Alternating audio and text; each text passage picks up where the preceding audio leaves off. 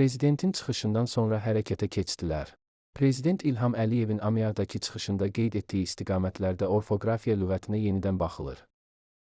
Axar Az xəbər verir ki, bunu Nəsimi adına Dilçilik İnstitutunun direktoru Professor Nadir Məmmədli orfoqrafiya lüğətinin yeni nəşri ilə bağlı keçirilən iclasda bildirib.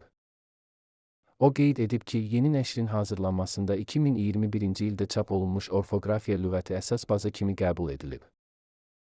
Bununla yanaşı, əvvəlki illərdən fərqli olaraq, növbəti təkmil nəşrdə Dilçilik İnstitutunun dil korpusu bazasından da geniş istifadə olunmuş sözlərin işlənmə tezliyinə baxılıb. Korpus əsaslı yanaşma lüğətdə normativ qaydaların daha dəqiq müəyyənləşdirilməsinə və lüğətin əsaslarının gücləndirilməsinə imkan verir. Sonda orfoqrafiya lüğətinin növbəti nəşrinin ən müasir elmi-praktik tələblərə cavab verməsi, dil normalarının daha dəqiq müəyyən olunması və cəmiyyət üçün əlçatan şəkildə təqdim olunması istiqamətində işlərin ardıcıl davam etdirildiyi vurğulanıb.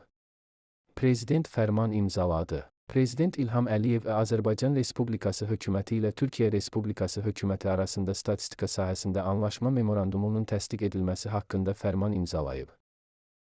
Axar Az fərmanın mətnini təqdim edir.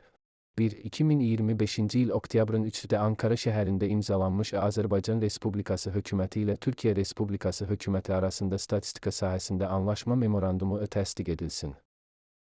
2. Bu fərmanın birinci hissəsində göstərilən anlaşma memorandumu qüvvəyə mindikdən sonra Azərbaycan Respublikasının Dövlət Statistika Komitəsi onun müddəalarının həyata keçirilməsini təmin etsin. 3. Azərbaycan Respublikasının Xarici İşlər Nazirliyi anlaşma memorandumunun qüvvəyə minməsi üçün zəruri olan dövlətdaxili prosedurların yerinə yetirildiyi barədə Türkiyə Respublikası hökumətinə bildiriş göndərsin.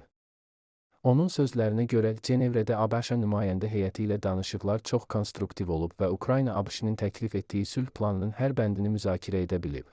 Hamının gördüyü 28 bəndlik plan artıq mövcud deyil. Bəndlərin bəziləri çıxarılıb, bir qismi isə qüvvədən düşüb. Daha problemli məsələlər üzrə yekun qərarları Ukrayna və ABŞ prezidentləri verəcəklər. Eyni zamanda Financial Times qəzeti öz mənbələrinə istinadən yazır ki, ABŞ-nin Ukrayna münaqişəsinin nizamlanması üzrə sülh planı Cenevrədəki danışıqlardan sonra 28 bənddən 19 bəndə qədər qısaldılıb. Mənbələr isə konkret olaraq hansı bəndlərin planlardan çıxarıldığını qeyd etməyiblər.